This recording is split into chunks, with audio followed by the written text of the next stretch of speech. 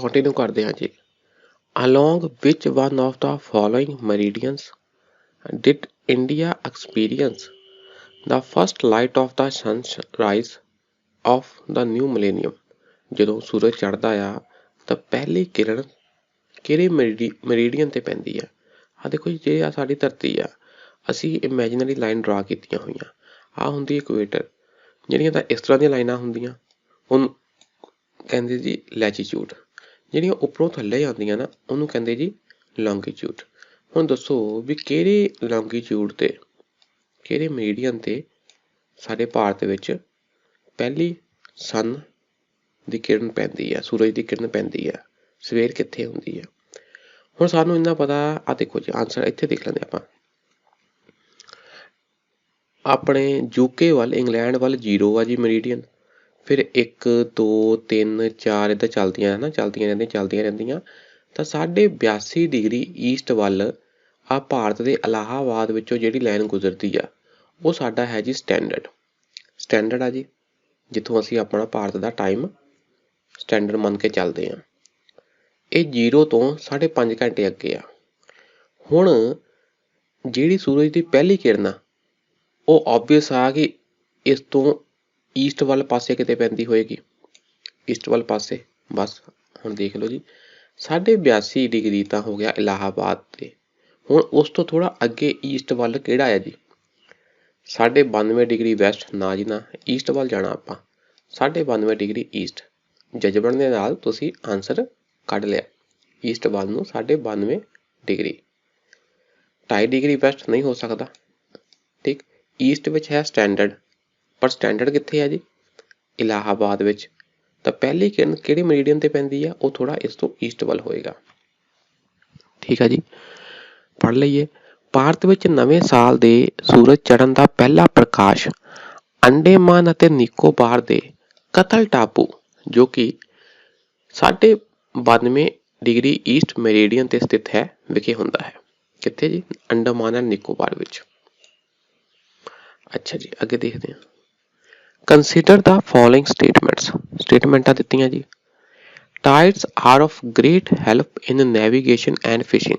ਜਿਹੜੇ ਜਵਾੜ ਭਾਟੇ ਆ ਉਹ ਕਿਸ਼ਤੀਆਂ, ਸਮੁੰਦਰੀ ਕਿਸ਼ਤੀਆਂ ਦੀ ਨੈਵੀਗੇਸ਼ਨ, ਉਹਦਾ ਇੱਕ ਥਾਂ ਤੋਂ ਦੂਜੀ ਥਾਂ ਜਾਣਾ, ਉਹਦੇ ਲਈ, ਤੇ ਫਿਸ਼ਿੰਗ, ਮਛਲੀ ਫੜਨ ਵਿੱਚ ਕਾਫੀ ਸਹਾਇ ਹੁੰਦੇ ਆ। ਸਹੀ ਗੱਲ ਆ ਜੀ। ਜੇ ਇੱਦਾਂ ਸਮੁੰਦਰ ਆ, ਆਹ ਦੇਖੋ ਸਮੁੰਦਰ ਆ, ਇੱਧਰ ਧਰਤੀ ਆ, ਸਮੁੰਦਰ ਤੋਂ ਧਰਤੀ ਵੱਲ ਲਹਿਰਾਂ ਆਉਂਦੀਆਂ, ਅੰਦਰ ਤੱਕ ਪਾਣੀ ਆ ਜਾਂਦਾ ਜਵਾੜ ਭਾਟੇ ਦੌਰਾਨ, ਫਿਰ ਕੀ ਆ, ਅੰਦਰਲੀਆਂ ਜਿਹੜੀਆਂ ਕਿਸ਼ਤੀਆਂ ਆ ਆਪਣੀ ਬੰਦਰਗਾਹ ਤੋਂ ਆਰਾਮ ਨਾਲ ਆ ਸਕਦੀਆਂ ਜੀ।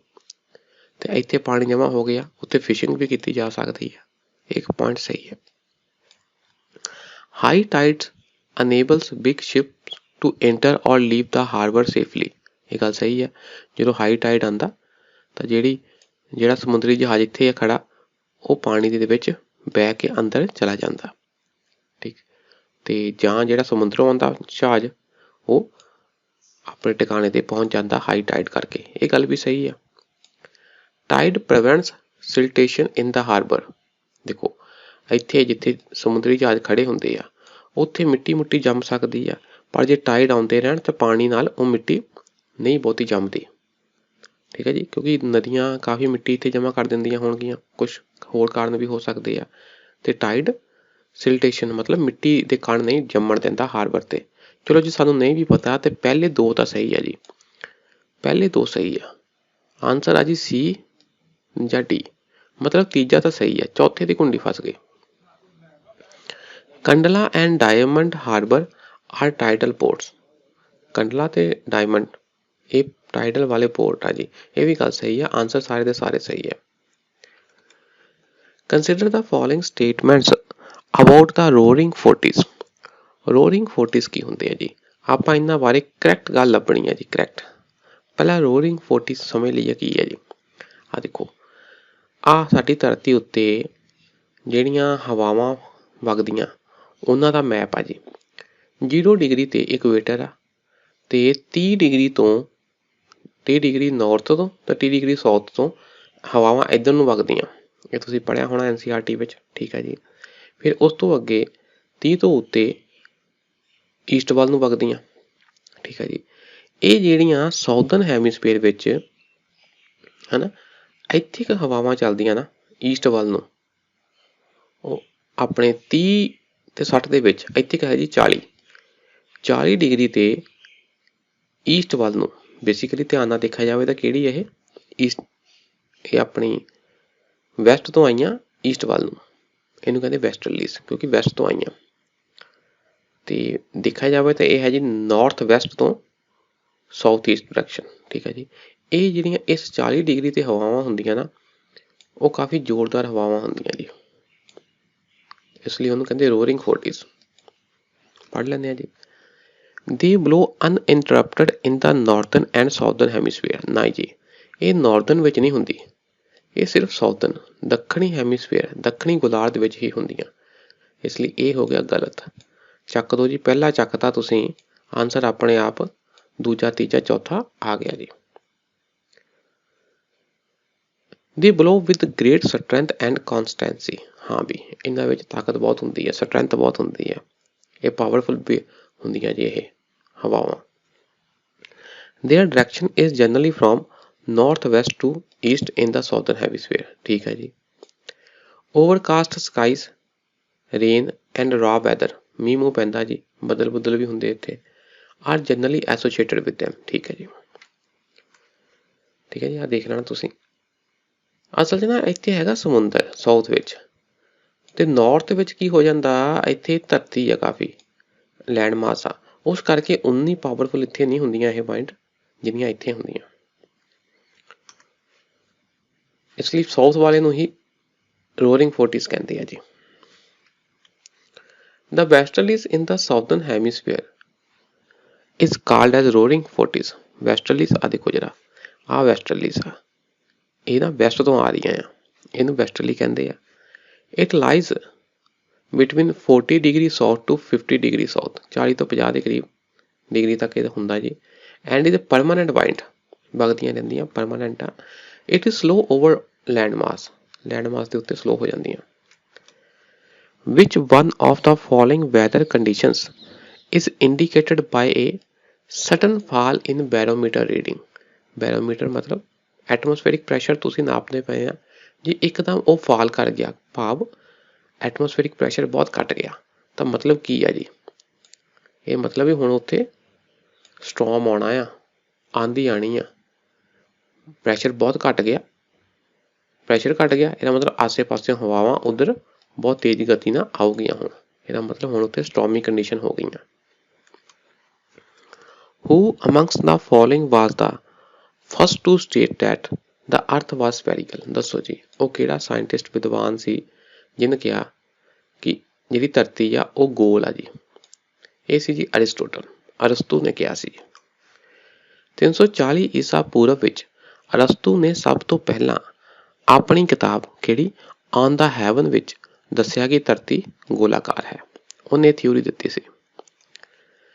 If the stars are seen to rise perpendicular to the horizon by an observer, ਕੋਈ ਬੰਦਾ ਕਿਤੇ ਖੜਾ ਆ ਤੇ ਉਹਨੂੰ ਲੱਗਦਾ ਕਿ ਜਿਹੜੇ ਤਾਰੇ ਆ ਨਾ ਬਿਲਕੁਲ 90 ਡਿਗਰੀ ਐਂਗਲ ਤੋਂ ਏਦਾਂ ਰਾਈਜ਼ ਕਰਦੇ ਪਏ ਆ, ਦੱਸੋ ਜੀ ਉਹ ਕਿੱਥੇ ਖੜਾ ਹੋਊਗਾ ਕਿ ਉਹਨੂੰ ਇਸ ਤਰ੍ਹਾਂ ਲੱਗੇ ਕਿ ਮੇਰੇ ਹੋਰਾਈਜ਼ਨ ਤੋਂ ਮੇਰੇ ਜਿਹੜੀ ਆਪਣੇ ਕਹਿ ਲਓ ਕਿ ਧਰਤੀ ਦੇ ਬਰਾਬਰ ਪੈਰਲਲ ਤੋਂ 90 ਡਿਗਰੀ ਤੇ ਤਾਰੇ ਚੜ੍ਹਦੇ ਪਏ ਆ।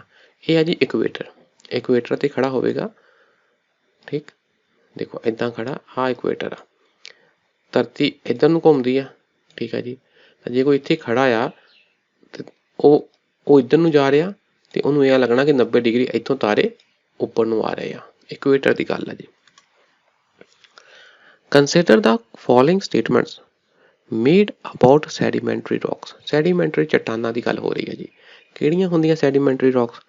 ਜਿਹੜੀਆਂ ਲੇਅਰ ਬਾਏ ਲੇਅਰ, ਜਿਸ ਤਰ੍ਹਾਂ ਮੰਨ ਲਓ ਕਿ ਪਹਿਲਾਂ ਕੋਈ ਚੱਟਾਨ ਆ, ਉਹਦੀ ਟੁੱਟ ਭੱਜ ਹੋਈ, ਫਿਰ ਉਹ ਪਾਣੀ ਨਾਲ, ਹਵਾ ਨਾਲ, ਕਈ ਸਾਧਨਾਂ ਰਾਹੀਂ ਇੱਕ ਥਾਂ ਆ ਕੇ ਜੰਮ ਗਿਆ, ਫਿਰ ਉਹਦੇ ਉੱਤੇ ਕੋਈ ਦੂਜੀ ਲੇਅਰ ਜੰਮ ਗਈ, ਫਿਰ ਤੀਜੀ ਲੇਅਰ ਜੰਮ ਗਈ, ਹੌਲੀ ਹੌਲੀ ਹੌਲੀ ਹੌਲੀ ਮਿੱਟੀ ਦੀਆਂ ਪਰਤਾਂ ਜੰਮ ਕੇ, ਚੱਟਾਨਾਂ ਦੀਆਂ ਪਰਤਾਂ ਜੰਮ ਕੇ ਨਾ ਜਿਹੜੀ ਰੌਕ ਬਣੀ, ਉਹਨੂੰ ਕਹਿੰਦੇ ਜੀ ਸੈਡੀਮੈਂਟਰੀ। ਤਾਂ ਇਹਨਾਂ ਵਿੱਚ ਅਵਸ਼ੇਸ਼ ਵੀ ਜਮ੍ਹਾਂ ਹੋ ਜਾਂਦੇ ਆ, ਸੈਡੀਮੈਂਟਸ, ਇਸ ਕਰਕੇ ਇਹਨਾਂ ਨੂੰ ਸੈਡੀਮੈਂਟਰੀ ਰੌਕਸ ਵੀ ਕਹਿੰਦੇ ਆ। ਠੀਕ, ਕੁਛ ਪ੍ਰੋਪਰਟੀਆਂ ਆਪਾਂ ਦੇਖ ਲੈਂਦੇ ਜੀ, ਦੇਖਣਾ ਜੀ ਕਿਹੜੀਆਂ ਕਰੈਕਟ ਆ। Sedimentary rocks are formed at Earth's surface by hydrological system। ਸਹੀ ਗੱਲ ਹੈ ਜੀ, ਪਾਣੀ ਡਿਫਰੈਂਟ ਪ੍ਰਕਾਰ ਦੀਆਂ ਚਟਾਨਾਂ ਲਿਆ ਕੇ ਜਮ੍ਹਾਂ ਕਰ ਦਿੰਦਾ। ਸਹੀ ਹੈ ਜੀ। Formation of sedimentary rocks involves the weathering of pre-existing rocks। ਜਿਹੜੀਆਂ ਪਹਿਲਾਂ ਤੋਂ ਚਟਾਨਾਂ ਉੱਥੇ ਹੈ ਉਹਨਾਂ ਦੀ ਵੈਦਰਿੰਗ ਹੁੰਦੀ ਹੈ, ਉਹਨਾਂ ਦੀ ਟੁੱਟ ਭੱਜ ਹੁੰਦੀ ਹੈ। ਸਹੀ ਗੱਲ ਹੈ ਜੀ। Sedimentary rocks contain fossils। ਇਹਨਾਂ ਵਿੱਚ ਅਵਸ਼ੇਸ਼ ਹੁੰਦੇ ਆ। ਸਹੀ ਗੱਲ ਹੈ ਜੀ। ਪਹਿਲਾ ਦੂਜਾ ਤੀਜਾ ਕਿੱਥੇ ਹੈ ਜੀ? ਸਹੀ, ਆਹ ਦੇਖੋ ਪਹਿਲਾ ਦੂਜਾ ਤੀਜਾ ਇੱਥੇ ਸਹੀ ਹੈ, ਚੌਥਾ ਪੜ੍ਹਨ ਦੀ ਲੋੜ ਨਹੀਂ, ਪਰ ਫਿਰ ਵੀ ਪੜ੍ਹ ਲਈਏ। Sedimentary rocks typically occur in layers। ਇਹਨਾਂ ਵਿੱਚ ਲੇਅਰਾਂ ਹੁੰਦੀਆਂ। ਸਹੀ ਗੱਲ ਹੈ ਜੀ। ਆਨਸਰ ਹੈ ਜੀ D. Volcanic eruptions do not occur in। ਦੱਸੋ ਜੀ, ਆਹ ਕੁਛ ਤੁਹਾਨੂੰ ਸਮੁੰਦਰ ਦਿੱਤੇ ਆ, ਪੁੱਛਿਆ ਗਿਆ ਕਿ ਇਹਨਾਂ ਵਿੱਚ ਕਿਹਦੇ ਵਿੱਚ ਵੋਲਕੈਨਿਕ eruptions ਨਹੀਂ ਹੁੰਦੀਆਂ। ਆਨਸਰ ਹੈ ਜੀ ਬਾਲਟਿਕ ਸੀ। ਬਾਲਟਿਕ ਸੀ, ਆ ਦੇਖੋ ਆਹ ਬਾਲਟਿਕ ਸੀ ਉੱਪਰ ਆ, ਉੱਤਰੀ ਗੋਲਾਰਧ ਲਾਗੇ, ਉੱਤਰੀ ਧਰੁਵ ਲਾਗੇ ਸੌਰੀ, ਤੇ ਆਸੇ ਪਾਸੇ ਦੇਸ਼ ਆ ਜੀ, ਬਹੁਤ ਠੰਡੇ ਏਰੀਏ ਇਹ, ਤਾਂ ਇਹਨਾਂ ਤੋਂ ਉੱਪਰ ਬਰਫ਼ ਆ ਜੀ, ਗਲੇਸ਼ੀਅਰ ਪਿਘਲ ਪੁਗਲ ਕੇ ਇੱਥੇ ਇਹ ਬਾਲਟਿਕ ਸੀ ਬਣਿਆ, ਤੇ ਇੱਥੇ ਕੋਈ ਸਾਡਾ ਉਹ ਨਹੀਂ ਹੈ, ਆਪਣੇ ਵੋਲਕੈਨਿਕ eruption ਵਗੈਰਾ ਨਹੀਂ ਹੈ, ਜਵਾਲਾਮੁਖੀ ਨਹੀਂ ਫਟਦੇ ਇੱਥੇ। ਬਾਲਟਿਕ ਸਾਗਰ ਵਿੱਚ ਪਾਈ ਜਾਣ ਵਾਲੀ ਬਾਲਟਿਕ ਚੱਟਾਨ ਗਲੇਸ਼ੀਅਰ ਦੁਆਰਾ ਲਿਆਈ ਜਾਂਦੀ ਹੈ। ਜੋ ਕੁਛ ਵੀ ਇੱਥੇ ਹੈ ਜੀ ਚੱਟਾਨਾਂ ਵਗੈਰਾ, ਉਹ ਗਲੇਸ਼ੀਅਰ ਤੋਂ ਪਿਘਲ ਪੁਗਲ ਕੇ ਉੱਤਰੋਂ ਆਈਆਂ ਜੀ, ਇੱਥੇ ਵੋਲਕੈਨਿਕ eruption ਨਹੀਂ ਆ। ਕੁਆਰਟਜ਼ਾਈਟ, ਕੁਆਰਟਜ਼ਾਈਟ ਕੀ ਆ? ਇਹ ਮੈਟਾਮੋਰਫਿਕ ਰੌਕ ਆ ਜੀ। ਮੈਟਾਮੋਰਫਿਕ ਰੌਕ ਜਿਹੜੀ ਪਹਿਲੀਆਂ ਚੱਟਾਨਾਂ ਦੀ ਟੁੱਟ ਭੱਜ ਤੋਂ ਬਣਦੀ ਆ। ਹੁਣ ਗੱਲ ਆਉਂਦੀ ਆ ਕਿ ਪਹਿਲੀ ਕਿਹੜੀ ਚੱਟਾਨ ਦੀ ਟੁੱਟ ਭੱਜ ਤੋਂ ਕੁਆਰਟਜ਼ਾਈਟ ਬਣੀ? ਇਹ ਹੈ ਜੀ ਸੈਂਡਸਟੋਨ। ਸੈਂਡਸਟੋਨ ਦੀ ਟੁੱਟ ਭੱਜ ਤੋਂ ਕੁਆਰਟਜ਼ਾਈਟ ਬਣੀ। Identify the correct order of the process of soil erosion from the following। ਦੱਸੋ ਜੀ, ਜਦੋਂ ਮੀਂਹ ਪੈਂਦਾ ਆ ਤੇ ਮਿੱਟੀ ਕਿਤੇ ਹੈ ਖੜੀ, ਮਿੱਟੀ ਦੇ ਉੱਤੇ ਮਿੱਟੀ ਦਾ ਢੇਰ ਲੱਗਾ, ਮੰਨ ਲਓ ਮਿੱਟੀ ਹੈ ਵੈਸੇ ਕਹਿ ਦਈਏ, ਤਾਂ ਉਹਦੀ ਨਾ ਇਰੋਜ਼ਨ ਹੁੰਦਾ ਜੀ, ਉਹ ਮਿੱਟੀ ਖੁਰਦੀ ਆ, ਤੇ ਉਹ ਖੁਰਨ ਦਾ ਇੱਕ ਪ੍ਰੋਸੈਸ ਆ। ਪਹਿਲਾਂ ਪਾਣੀ ਦੀ ਬੂੰਦ ਪਏਗੀ ਤਾਂ ਉਹਨੂੰ ਕਹਿੰਦੇ ਜੀ ਸਪਲੈਸ਼ ਹੋ ਗਿਆ। ਪਹਿਲਾ ਪੁਆਇੰਟ ਤਾਂ ਇਹੀ ਆ, ਸਪਲੈਸ਼ ਹੋ ਗਿਆ। ਇਸ ਲਈ ਸਪਲੈਸ਼, ਆ ਦੇਖੋ ਪਹਿਲੇ ਪੁਆਇੰਟ ਤੇ ਆਨਸਰ ਆ ਗਿਆ ਜੀ, ਸਪਲੈਸ਼ ਪਹਿਲਾਂ ਹੈ ਨਹੀਂ ਕਿਤੇ, ਸਪਲੈਸ਼ ਪਹਿਲਾਂ ਕਿਤੇ ਨਹੀਂ ਹੈ, ਇਸ ਲਈ ਤਿੰਨੇ ਗਲਤ ਹੋ ਗਏ। ਇਹ ਆਨਸਰ ਹੈ ਜੀ, ਸਪਲੈਸ਼ ਹੋਇਆ, ਪਾਣੀ ਦੀ ਬੂੰਦ ਪਈ ਕਿਤੇ ਮਿੱਟੀ ਦੇ ਉੱਤੇ ਤੇ ਉਹਦੇ ਕਣ ਲੂਜ਼ ਹੋ ਗਏ, ਫਿਰ ਕੀ ਹੋਇਆ, ਉੱਪਰਲੀ ਜਿਹੜੀ ਪਰਤ ਆ ਲੂਜ਼ ਹੋ ਗਈ ਸੀ, ਉਹ ਖੁਰ ਗਈ, ਉਹਦਾ ਇਰੋਜ਼ਨ ਹੋ ਗਿਆ, ਉਹਨੂੰ ਕਹਿੰਦੇ ਜੀ ਸ਼ੀਟ ਇਰੋਜ਼ਨ। ਠੀਕ ਹੈ ਜੀ। ਉਸ ਤੋਂ ਬਾਅਦ ਥੋੜ੍ਹੀਆਂ ਥੋੜ੍ਹੀਆਂ ਛੋਟੀਆਂ ਛੋਟੀਆਂ ਨਾਲੀਆਂ ਜਿਹੀਆਂ ਬਣ ਜਾਂਦੀਆਂ ਮਿੱਟੀ ਵਿੱਚ, ਉਹਨੂੰ ਕਹਿੰਦੇ ਜੀ ਰਿਲ ਇਰੋਜ਼ਨ। ਫਿਰ ਹੌਲੀ ਹੌਲੀ ਵੱਡੀਆਂ ਹੋ ਜਾਂਦੀਆਂ, ਉਹਨੂੰ ਕਹਿੰਦੇ ਜੀ ਗਲੀ ਇਰੋਜ਼ਨ। ਗਲੀ ਇਰੋਜ਼ਨ ਆ ਹੈ ਜੀ ਆਨਸਰ ਏ। ਆਹ ਦੇਖੋ ਜੀ, temperature and rainfall of a meteorological station. ਕਿਸੇ ਏਰੀਏ ਦੀ ਗੱਲ ਹੋ ਰਹੀ ਆ, ਉਹਦੇ ਵਿੱਚ ਟੈਂਪਰੇਚਰ ਤੇ ਰੇਨਫਾਲ ਦੱਸੀ ਆ ਜੀ ਅਲੱਗ ਅਲੱਗ ਮਹੀਨਿਆਂ ਵਿੱਚ। ਐਵਰੇਜ ਟੈਂਪਰੇਚਰ 12.5 ਡਿਗਰੀ ਸੈਲਸੀਅਸ ਆ। ਐਵਰੇਜ ਰੇਨਫਾਲ 55 ਸੈਂਟੀਮੀਟਰ ਪਰ ਈਅਰ ਪਰ ਐਨਮ ਆ। ਅਸੀਂ ਦੇਖਣਾ ਕਿ ਇਹ ਕਿਹੜੇ ਰੀਜਨ ਦੀ ਗੱਲ ਹੋ ਰਹੀ ਹੈ ਜੀ, ਇਹ ਕਲਾਈਮੇਟਿਕ ਪੈਟਰਨ ਕਿਹੜੇ ਏਰੀਏ ਦਾ, ਇਹਨੂੰ ਕੀ ਕਹਿੰਦੇ ਆ ਜੀ। ਟੈਂਪਰੇਚਰ ਦੇਖੋ ਜੀ, 9 ਤੋਂ 10 ਹੋਇਆ, 11 ਹੋਇਆ, 12 ਹੋਇਆ, 13 ਹੋਇਆ, 13 ਰਿਹਾ, ਫਿਰ 14 ਹੋ ਗਿਆ, ਫਿਰ 15 ਕਹਿਣ ਦਾ ਭਾਵ ਸਤੰਬਰ ਤੱਕ ਟੈਂਪਰੇਚਰ ਵੱਧਦਾ ਗਿਆ, ਸਤੰਬਰ ਤੱਕ ਟੈਂਪਰੇਚਰ ਵੱਧਦਾ ਗਿਆ, ਤੇ ਫਿਰ ਨਵੰਬਰ ਥੋੜ੍ਹਾ ਘਟਿਆ, ਦਸੰਬਰ 'ਚ ਘਟਿਆ। ਠੀਕ ਹੈ ਜੀ। ਟੈਂਪਰੇਚਰ ਕੌਂਸਟੈਂਟ ਜਿਹਾ ਰਿਹਾ, ਪਰ ਜ਼ਿਆਦਾ ਕੀ ਆ, 1-2 ਮਹੀਨੇ ਹੀ ਘਟਿਆ, ਬਾਕੀ ਜ਼ਿਆਦਾ ਹੀ ਰਿਹਾ। ਠੀਕ। ਰੇਨਫਾਲ ਦੇਖ ਲਈਏ, ਜਨਵਰੀ 'ਚ ਜ਼ਿਆਦਾ ਸੀ, ਫਿਰ ਘਟੀ, ਫਿਰ ਬਹੁਤ ਹੀ ਘੱਟ ਗਈ, ਭਾਵ ਗਰਮੀਆਂ ਵਿੱਚ ਰੇਨਫਾਲ ਨਹੀਂ ਹੋਈ, ਮੀਂਹ ਨਹੀਂ ਪਿਆ। ਫਿਰ ਬਾਅਦ ਵਿੱਚ ਜਾ ਕੇ ਥੋੜ੍ਹਾ ਪੈਣ ਲੱਗ ਗਿਆ, ਨਵੰਬਰ, ਦਸੰਬਰ ਤੇ ਜਨਵਰੀ, ਭਾਵ ਸਰਦੀਆਂ 'ਚ ਮੀਂਹ ਪਿਆ। ਟੈਂਪਰੇਚਰ 13 ਡਿਗਰੀ ਸੈਲਸੀਅਸ ਦੇ ਕਰੀਬ ਆ ਐਵਰੇਜ ਵੀ। ਦੇਖੋ ਮੇਨ ਗੱਲ ਆਈ ਸਰਦੀਆਂ 'ਚ ਮੀਂਹ ਪਿਆ। ਇਹ ਆਨਸਰ ਹੈ ਜੀ ਮੈਡੀਟਰੇਨੀਅਨ ਰੀਜਨ। ਮੈਡੀਟਰੇਨੀਅਨ ਰੀਜਨ ਦਾ ਕਲਾਈਮੇਟ ਇਸ ਤਰ੍ਹਾਂ ਦਾ ਹੁੰਦਾ ਕਿ ਉੱਥੇ ਗਰਮੀਆਂ ਵਿੱਚ ਗਰਮੀ ਪੈਂਦੀ ਆ ਕਾਫੀ। ਠੀਕ ਹੈ ਜੀ। ਮੀਂਹ ਨਹੀਂ ਪੈਂਦਾ, ਆਹ ਦੇਖੋ ਮੀਂਹ ਨਹੀਂ ਪਿਆ ਇੱਥੇ, ਤੇ ਸਰਦੀਆਂ 'ਚ ਮੀਂਹ ਪੈਂਦਾ। ਇਹ ਹੋ ਗਿਆ ਜੀ ਮੈਡੀਟਰੇਨੀਅਨ ਰੀਜਨ। Assertion ਡਿਊਰਿੰਗ ਦਾ ਨੀਪ ਟਾਈਡ, ਛੋਟੇ ਵਾਲਾ ਜਵਾਰ ਭਾਟਾ, ਇੱਕ ਹੁੰਦਾ ਨੀਪ, ਇੱਕ ਹੁੰਦਾ ਸਪਰਿੰਗ। ਟਾਈਡਸ ਦੀ ਗੱਲ ਹੋ ਰਹੀ ਹੈ, ਆਪਾਂ ਪਹਿਲਾਂ ਪੜ੍ਹ ਲਈਏ। ਆਹ ਦੇਖੋ ਜੀ, ਆਹ ਮੂਨ ਆ, ਆਹ ਧਰਤੀ ਆ, ਆਹ ਸੰਨ ਆ। ਜਦੋਂ ਮੂਨ ਧਰਤੀ ਦੇ ਦੁਆਲੇ ਘੁੰਮਦਾ ਆ, ਠੀਕ ਹੈ, ਇੱਕ ਸਰਕਲ ਲਾਉਂਦਾ, ਜਦੋਂ ਦਾ ਇੱਥੇ ਆ ਸਾਨੂੰ ਮੂਨ ਪੂਰਾ ਕਾਲਾ ਦਿਖਦਾ ਇੱਧਰੋਂ, ਕਿਉਂਕਿ ਰੋਸ਼ਨੀ ਸਾਰੀ ਇੱਥੇ ਪਈ ਸੂਰਜ ਦੀ। ਆਹ ਸੂਰਜ ਆ, ਆਹ ਸੂਰਜ ਦੀ ਰੋਸ਼ਨੀ ਪੈ ਰਹੀ ਆ।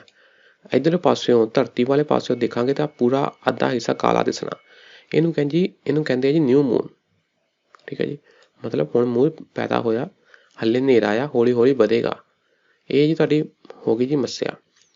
ਫਿਰ ਇੱਥੇ ਗਿਆ 7 ਕੁ ਦਿਨਾਂ ਬਾਅਦ, ਇੱਥੇ ਸਾਨੂੰ ਅੱਧਾ ਮੂਨ ਦਿਸਣਾ। ਜਦੋਂ ਇੱਥੇ ਗਿਆ ਸੂਰਜ ਦੀ ਕਿਰਨਾਂ ਪੂਰੀਆਂ ਪੈਣੀਆਂ, ਸਾਨੂੰ ਪੂਰਾ ਮੂਨ ਦਿਸਣਾ, ਠੀਕ ਹੈ ਜੀ।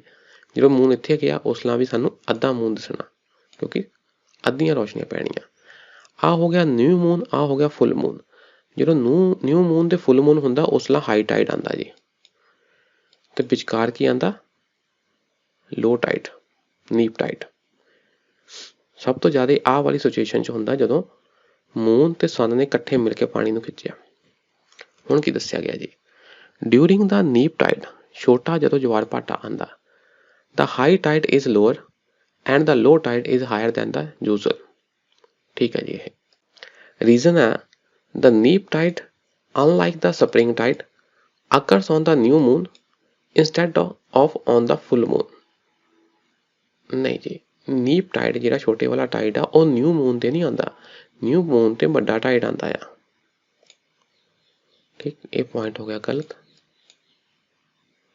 ਤੇ ਆਂਸਰ ਹੋ ਗਿਆ ਜੀ ਇਹ ਸਹੀ ਆ, ਰੀਜ਼ਨ ਗਲਤ ਆ, ਸੀ ਆਂਸਰ ਹੈ ਜੀ। ਨੀਪ ਟਾਈਡ ਹੈ ਨਾ, ਉਹ ਇਹ ਕਹਿੰਦੇ ਨਿਊ ਮੂਨ ਤੇ ਆਉਂਦਾ, ਜਦ ਕਿ ਨੀਪ ਟਾਈਡ ਕਦੋਂ ਆਉਂਦਾ, ਨਿਊ ਮੂਨ ਤੇ ਵੱਡੇ ਵਾਲਾ ਆਉਂਦਾ ਆ, ਨੀਪ ਟਾਈਡ ਆਉਂਦਾ ਆਹ ਵਾਲੀ ਸਿਚੁਏਸ਼ਨ। ਅੱਗੇ ਦੇਖੋ ਜੀ, ਸਨਸ ਹੈਲੋ, ਸੰਨ ਦੇ ਆਲੇ ਦੁਆਲੇ ਜਿਹੜਾ ਉਹਦਾ ਚਮਕਾਰਾ ਜਿਹਾ ਹੁੰਦਾ ਆ, is produced by the refraction of light. ਦੇਖੋ ਸੂਰਜ ਤਾਂ ਇੰਨਾ ਆ, ਠੀਕ ਹੈ, ਤੇ ਜਦੋਂ ਉਹਦੀਆਂ ਕਿਰਨਾਂ ਧਰਤੀ ਤੱਕ ਪਹੁੰਚਦੀਆਂ ਆ ਤੇ ਧਰਤੀ ਦੇ ਬਦਲਾਂ ਵਿੱਚੋਂ ਕਿਰਨਾਂ ਜਦੋਂ ਪਾਸ ਕਰਦੀਆਂ ਤੇ ਸਾਨੂੰ ਲੱਗਦਾ ਕਿ ਸੰਨ ਦੇ ਦੁਆਲੇ ਇੱਕ ਹੈਲੋ ਆ, ਪੂਰਾ ਇੱਕ ਹੈਲੋ ਲੱਗਦਾ ਸੰਨ ਦੇ ਦੁਆਲੇ।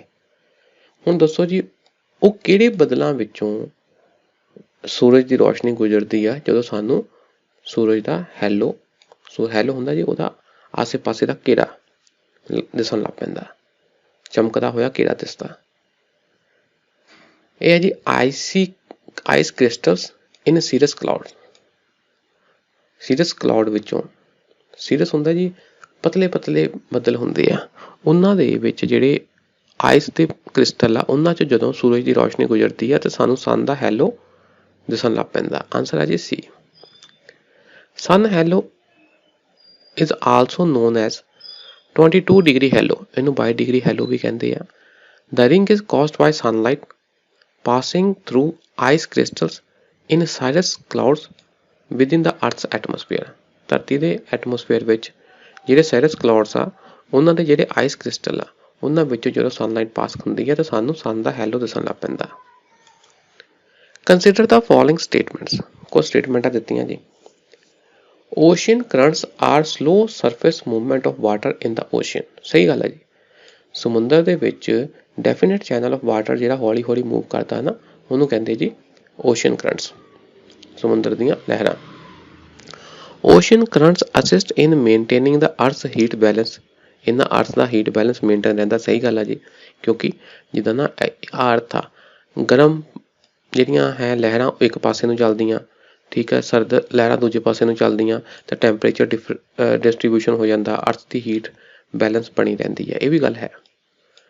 ਓਸ਼ਨ ਕਰੰਟਸ ਆਰ ਸੈਟ ਇਨ ਮੋਸ਼ਨ ਪ੍ਰਾਈਮਰਲੀ ਬਾਈ ਪ੍ਰੀਵੇਲਿੰਗ ਵਿੰਡਸ, ਇਹ ਵੀ ਗੱਲ ਹੈ ਜੀ, ਜਿਹੜੀਆਂ ਉੱਤੇ ਹਵਾਵਾਂ ਚੱਲਦੀਆਂ ਉਹ ਵੀ ਪਾਣੀ ਨੂੰ ਪੁਸ਼ ਕਰਦੀਆਂ ਜੀ, ਇਹ ਵੀ ਗੱਲ ਸਹੀ ਹੈ ਜੀ। ਤੇ ocean currents are affected by the configuration of the ocean, ਇਹ ਵੀ ਗੱਲ ਸਹੀ ਆ। ਓਸ਼ਨ ਦੀ ਕਨਫਿਗਰੇਸ਼ਨ ਕਿਸ ਹਿਸਾਬ ਦੀ ਆ, ਉਹਦੀ ਬਣਤਰ ਕਿਸ ਤਰ੍ਹਾਂ ਦੀ ਆ, ਉਸ ਹਿਸਾਬ ਨਾਲ ਵੀ ਕਰੰਟ ਇਫੈਕਟ ਹੁੰਦਾ ਜੀ। ਬਣਤਰ ਤੇ ਵੀ ਡਿਪੈਂਡ ਕਰਦੀਆਂ ਨਾ ਗੱਲਾਂ, ਵੀ ਕੰਢੇ ਮੂਵ ਕਰਦੀਆਂ ਆ, ਅੱਗੇ ਲੈਂਡ ਮਾਸ ਆ ਗਿਆ ਤੇ ਫਿਰ ਲਹਿਰਾਂ ਮੁੜ ਜਾਂਦੀਆਂ, ਇਸ ਤਰ੍ਹਾਂ ਦੀ ਗੱਲਾਂ ਵੀ ਹੁੰਦੀਆਂ। ਇਹ ਚਾਰੋਂ ਦੇ ਚਾਰੋਂ ਸਹੀ ਹੈ ਜੀ। ਕੰਸੀਡਰ ਦ ਫੋਲੋਇੰਗ ਸਟੇਟਮੈਂਟਸ। ਇਨ ਇਕੁਆਟੋਰੀਅਲ ਰੀਜਨਸ, ਭੂਮੱਧ ਰੇਖਾ ਦੇ ਲਾਗੇ ਲਾਗੇ ਦੀ ਗੱਲ ਹੋ ਰਹੀ ਆ। The year is divided into 4 main seasons. ਨਾ ਜੀ, ਗਲਤ ਗੱਲ ਹੋ ਗਈ। ਕਿਉਂ? ਕਿਉਂਕਿ ਇਕੁਆਟੋਰੀਅਲ ਰੀਜਨ ਤੇ ਸੂਰਜ ਦੀ ਕਿਰਨਾਂ ਸਿੱਧੀਆਂ ਪੈਂਦੀਆਂ ਤੇ ਉੱਥੇ ਇੰਨੇ ਸ਼ਾਰਪ ਡਿਵੀਜ਼ਨ ਆਫ ਸੀਜ਼ਨ ਨਹੀਂ ਹੁੰਦੇ। ਇਹ ਪੁਆਇੰਟ ਗਲਤ ਹੋ ਗਿਆ। ਪਹਿਲਾ ਗਲਤ ਹੋ ਗਿਆ ਤਾਂ ਆਨਸਰ ਵੈਸੇ ਹੀ ਆ ਗਿਆ ਜੀ, ਡੀ ਆਨਸਰ ਆ ਜੀ। ਤੀਜਾ ਚੌਥਾ, ਇਨ ਮੈਡੀਟਰੇਨੀਅਨ ਰੀਜਨ ਸਮਰ ਮੰਥਸ ਰਿਸੀਵਸ ਮੋਰ ਰੇਨ। ਆਪਾਂ ਹੁਣੇ ਪੜ੍ਹਿਆ ਮੈਡੀਟਰੇਨੀਅਨ ਰੀਜਨ ਵਿੱਚ ਸਰਦੀਆਂ 'ਚ ਮੀਂਹ ਪੈਂਦਾ ਆ, ਇਸ ਲਈ ਦੂਜਾ ਗਲਤ ਹੋ ਗਿਆ। ਜੇ ਦੂਜਾ ਗਲਤ ਹੋ ਗਿਆ ਤਾਂ ਵੈਸੇ ਦੂਜਾ ਚੱਕ ਦੋ, ਲਾ ਦੂਜੇ ਨੂੰ ਵੀ ਚੱਕ ਦੋ ਤਾਂ ਵੀ ਆਨਸਰ ਆ ਗਿਆ ਜੀ। ਤੀਜਾ ਚੌਥਾ ਆਨਸਰ ਆ ਜੀ। In China type climate rainfall occurs throughout the year. ਸਾਰਾ ਸਾਲ ਮੀਂਹ ਪੈਂਦਾ ਜੀ, ਸਹੀ ਹੈ। Tropical highlands exhibit vertical zonation of different climates. Tropical highlands ਭੂਮੱਧ ਰੇਖਾ ਤੋਂ ਥੋੜ੍ਹਾ ਦੂਰ, ਟ੍ਰੋਪੀਕਲ ਏਰੀਆ, ਟੈਂਪਰੇਟ ਏਰੀਆ ਤੋਂ ਥੱਲੇ 30 ਡਿਗਰੀ ਨਾਰਥ ਸਾਊਥ ਤੱਕ ਜਿਹੜੇ ਪਹਾੜ ਆ ਉਹਨਾਂ ਵਿੱਚ ਵਰਟੀਕਲ ਜ਼ੋਨੇਸ਼ਨ ਆਫ ਡਿਫਰੈਂਟ ਕਲਾਈਮੇਟਸ ਹੁੰਦੇ ਜੀ। ਸਹੀ ਗੱਲ ਆ। ਪਹਾੜਾਂ ਦੇ ਥੱਲੇ ਇੱਕ ਪ੍ਰਕਾਰ ਦਾ ਕਲਾਈਮੇਟ ਹੋਊਗਾ, ਥੋੜ੍ਹਾ ਉੱਪਰ ਦੂਸਰੇ ਪ੍ਰਕਾਰ ਦਾ ਕਲਾਈਮੇਟ ਹੋਊਗਾ, ਥੋੜ੍ਹਾ ਉੱਪਰ ਤੀਸਰੇ ਪ੍ਰਕਾਰ ਦਾ ਕਲਾਈਮੇਟ ਹੋਊਗਾ। ਠੀਕ ਹੈ ਜੀ, ਆਨਸਰ ਆ ਜੀ D. Equatorial regions have hot and wet climate.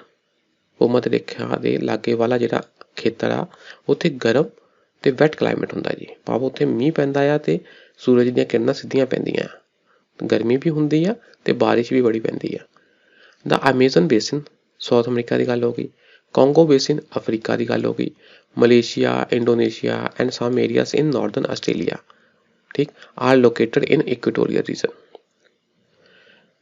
These regions do not have winter or dry season। ਸਰਦੀ ਨਹੀਂ ਹੁੰਦੀ ਤੇ ਡਰਾਈ ਸੀਜ਼ਨ ਨਹੀਂ ਹੁੰਦਾ, ਹੈ ਨਾ। ਮੀਂਹ ਪੈਂਦਾ ਰਹਿੰਦਾ ਆ ਤੇ ਗਰਮੀ ਰਹਿੰਦੀ ਹੈ। The China type of climate is observed on the eastern boundaries of continents in the warm temperate latitudes just outside the tropics। ਆਪਾਂ ਦੇਖਿਆ ਸੀ ਆ ਧਰਤੀ ਆ, ਇੱਥੇ ਚਾਈਨਾ ਆ, ਚਾਈਨਾ ਦੇ ਈਸਟ ਵਾਲੇ ਪਾਸੇ ਤੇ ਜਾਪਾਨ ਦੇ ਸਾਊਥ ਵਾਲੇ ਪਾਸੇ ਵਾਲਾ ਕਿਹੜਾ ਕਲਾਈਮੇਟ ਆ ਜੀ? China type climate. Temperate region ਵਿੱਚ it exhibits extreme heat in the summer. ਗਰਮੀਆਂ 'ਚ ਬਹੁਤ ਜ਼ਿਆਦਾ ਗਰਮੀ ਪੈਂਦੀ ਹੈ। And extreme cold in the winter. ਸਰਦੀਆਂ 'ਚ ਬਹੁਤ ਠੰਡ ਪੈਂਦੀ ਆ। ਤੇ ਮੀਂਹ ਕਦੋਂ ਪੈਂਦਾ ਜੀ? ਥੋੜ੍ਹਾ ਥੋੜ੍ਹਾ ਪੈਂਦਾ ਰਹਿੰਦਾ ਜੀ throughout the year. Consider the following ecosystems. ਦੇਖ ਲਓ ਜੀ, ਆਹ 4 ਇਕੋਸਿਸਟਮ ਦੱਸੇ ਆ ਤੁਹਾਨੂੰ ਪਤਾ। ਆਹ ਧਰਤੀ ਹੈ ਜੀ, ਬਿਲਕੁਲ ਉੱਪਰ ਠੰਡੇ ਇਲਾਕੇ 'ਚ ਕਿਹੜਾ ਹੁੰਦਾ ਜੀ ਇਕੋਸਿਸਟਮ? ਟੁੰਡਰਾ। ਉਹ ਤੋਂ ਥੱਲੇ ਕਿਹੜਾ ਹੁੰਦਾ ਜੀ? ਟੈਗਾ। ਠੀਕ ਹੈ ਜੀ। ਤੇ ਟ੍ਰੋਪੀਕਲ ਬਿਲਕੁਲ ਇਕੁਏਟਰ ਤੇ ਟ੍ਰੋਪੀਕਲ ਐਵਰਗ੍ਰੀਨ, ਟ੍ਰੋਪੀਕਲ ਡੈਸੀਡੀਅਸ ਇਸ ਤੋਂ ਉੱਪਰ, ਇੱਥੇ ਡੈਸੀਡੀਅਸ ਲਗਭਗ ਇਹ ਰਹਿੰਦੀ ਜੀ sequence. The correct sequence in decreasing order of albedo values of this ecosystem ਵਿੱਚ ਦੱਸੋ ਜੀ। ਐਲਬੀਡੋ ਕੀ ਹੁੰਦਾ? ਅੱਜ ਜਦੋਂ ਸੂਰਜ ਦੀ ਕਿਰਨਾਂ ਧਰਤੀ ਤੇ ਪਈਆਂ, ਠੀਕ ਹੈ ਜੀ, ਉਹ ਸਰਫੇਸ ਕਿੰਨਾ ਰਿਫਲੈਕਟ ਕਰਦੀਆਂ ਕਿਰਨਾਂ ਨੂੰ, 100 ਵਿੱਚੋਂ ਕਿੰਨੀਆਂ ਕਿਰਨਾਂ ਰਿਫਲੈਕਟ ਹੋ ਜਾਂਦੀਆਂ, ਉਹ ਹੁੰਦੀ ਜੀ ਐਲਬੀਡੋ। ਠੀਕ ਹੈ ਜੀ। ਹੁਣ ਰਿਫਲੈਕਸ਼ਨ ਸਭ ਤੋਂ ਜ਼ਿਆਦਾ ਆਪਾਂ ਦੇਖੀ ਸੀ ਆਈਸ ਸ਼ੀਲਡ ਨਹੀਂ ਹੁੰਦੀਆਂ, ਜਿੱਥੇ ਜਿੱਥੇ ਬਰਫ਼ ਜੰਮੀ ਆ ਉਹਦੀ ਰਿਫਲੈਕਸ਼ਨ ਬਹੁਤ ਹੁੰਦੀ ਆ। ਹੁਣ ਦੱਸੋ ਬਰਫ਼ ਸਭ ਤੋਂ ਜ਼ਿਆਦਾ ਕਿੱਥੇ ਜੰਮੀ ਹੋਊਗੀ? ਟੁੰਡਰਾ ਤੇ। ਇਹਦਾ ਮਤਲਬ ਟੁੰਡਰਾ ਵਿੱਚ ਸਭ ਤੋਂ ਜ਼ਿਆਦਾ ਐਲਬੀਡੋ ਆ। ਚੌਥਾ ਦੇਖ ਲਓ ਜੀ ਕਿੱਥੇ ਆਨਸਰ ਆ? ਸੀ ਤੇ ਬੀ ਆ ਜੀ।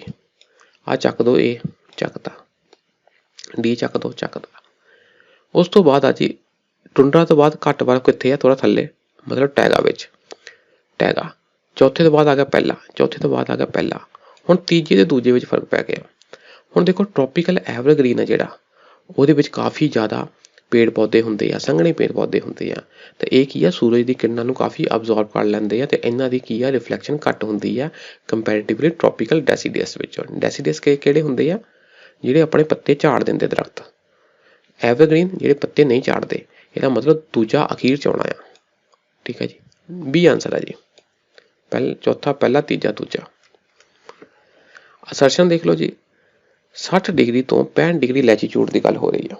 ਇਨ ਬੋਥ ਦਾ ਹੈਮੀਸਫੀਅਰ, ਧਰਤੀ ਦੇ ਦੋਨੇ ਗੋਲਾਰਧ ਦੀ ਗੱਲ ਹੋ ਰਹੀ ਆ। ਉੱਪਰ 0 ਡਿਗਰੀ ਇਕੁਏਟਰ ਤੋਂ ਨਾਰਥ ਵੱਲ ਵੀ ਤੇ 0 ਡਿਗਰੀ ਇਕੁਏਟਰ ਤੋਂ ਸਾਊਥ ਵੱਲ ਵੀ। Have a low pressure belt instead of high pressure, भी इस एरिए विच प्रैशर लो हुंदा। दिख रहे हैं जी। The low pressure areas are permanent over oceans rather than on land.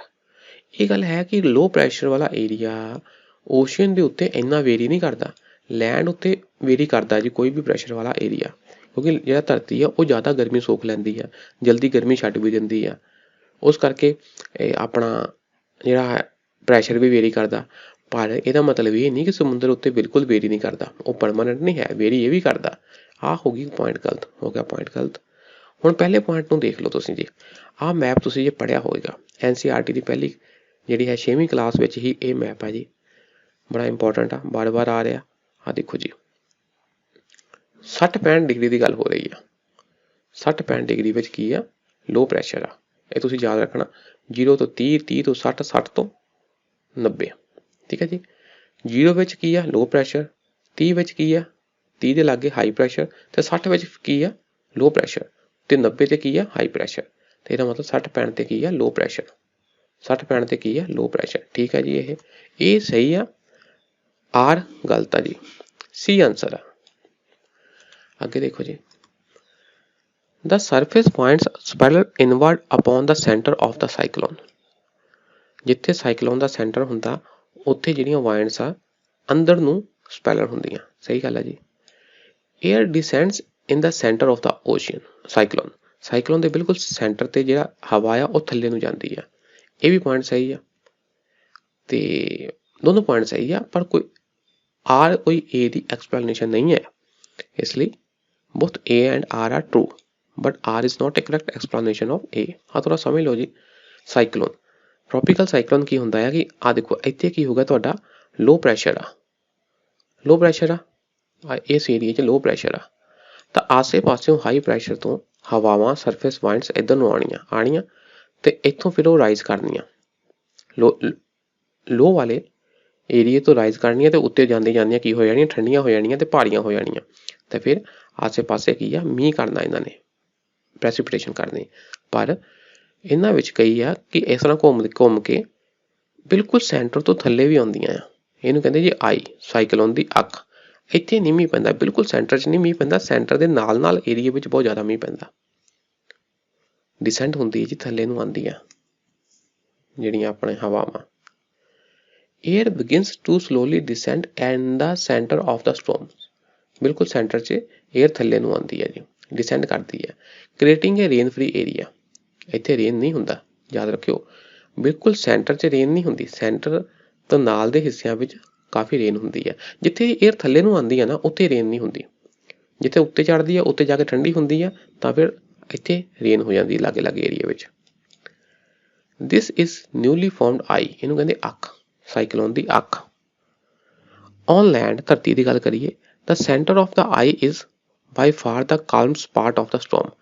इत्थे जिहड़ा अपना स्टॉर्म आ, जिहड़ा अपना कहंदे आंधी आ, वो कोई इन्नी ज़्यादा स्ट्रोंग नहीं हुंदी, काफ़ी शांत हुंदी है जी, इत्थे मींह मूंह नहीं पैंदा ते काफ़ी शांत हुंदी है।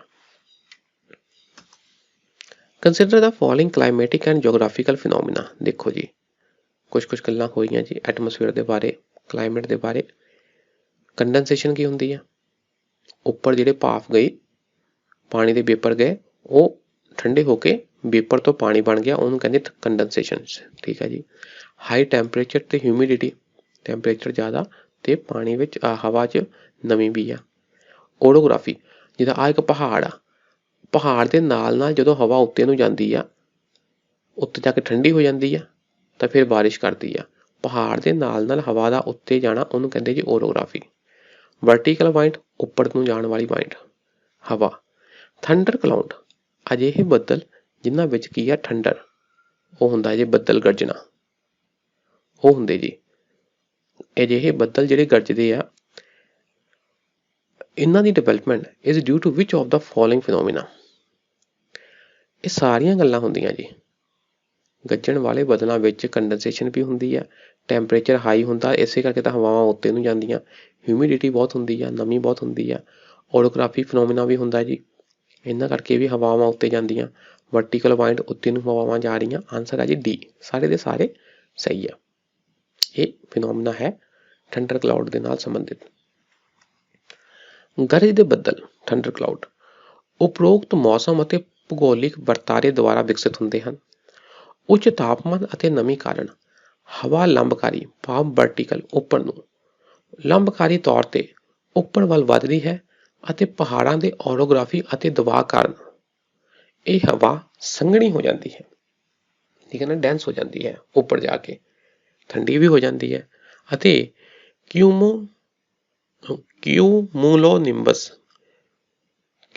ਕਿਊਮੂਲੋਨਿੰਬਸ ਬੱਦਲ ਜਾਂ ਗਰਜ ਦੇ ਬੱਦਲ ਬਣ ਜਾਂਦੀ ਹੈ। ਇਹ ਗੱਲ ਹੋ ਗਈ। ਅਗਲਾ ਪ੍ਰਸ਼ਨ, for short term climatic prediction which one of the following events detected in the last decade is associated with occasional weak monsoon rains? ਦੱਸੋ ਜੀ, ਇਹਨਾਂ ਵਿੱਚੋਂ ਕਿਹੜੀ ਗੱਲ ਹੁੰਦੀ ਆ ਤੇ ਜਦੋਂ ਅਸੀਂ ਕਹਿ ਦਿੰਦੇ ਆ ਕਿ ਜਿਹੜਾ ਸਾਡਾ ਮਾਨਸੂਨ ਆ ਕਮਜ਼ੋਰ ਆ। ਇੰਡੀਅਨ ਸਬ ਕੰਟੀਨੈਂਟ ਵਿੱਚ, ਭਾਰਤੀ ਉਪ ਮਹਾਦੀਪ ਵਿੱਚ ਅਸੀਂ ਕਹਿ ਦਿੰਦੇ ਆ ਕਿ ਮਾਨਸੂਨ ਇਸ ਵਾਰ ਕਮਜ਼ੋਰ ਆ ਕਿਉਂਕਿ ਆਹ ਗੱਲਾਂ ਹੋ ਰਹੀਆਂ। ਕਿਹੜੀਆਂ ਗੱਲਾਂ ਹੋ ਰਹੀਆਂ? La Nina, movement of jet stream, El Nino and southern oscillations, greenhouse effect at global level. ਇਹ ਹੈ ਜੀ ਅਲ ਨੀਨੋ। ਜਦੋਂ ਅਲ ਨੀਨੋ ਆਉਂਦਾ ਨਾ ਤੇ ਭਾਰਤ ਵਿੱਚ ਜਿਹੜਾ ਮਾਨਸੂਨ ਆ ਉਹ ਕਮਜ਼ੋਰ ਹੁੰਦਾ ਤੇ ਜਦੋਂ ਲਾ ਨੀਨਾ ਆਉਂਦਾ ਤੇ ਮਾਨਸੂਨ ਸਟਰੋਂਗ ਹੁੰਦਾ। ਠੀਕ ਹੈ ਜੀ, ਆਨਸਰ ਹੈ ਜੀ ਸੀ। ਅੱਜ ਲਈ ਇੰਨਾ ਹੀ ਰਹਿਣ ਦਿੰਦੇ ਹਾਂ, ਬਾਕੀ ਨੈਕਸਟ ਕਲਾਸ 'ਚ ਕਰਾਂਗੇ। ਸ਼ੁਕਰੀਆ ਜੀ, ਸਤਿ ਸ਼੍ਰੀ ਅਕਾਲ।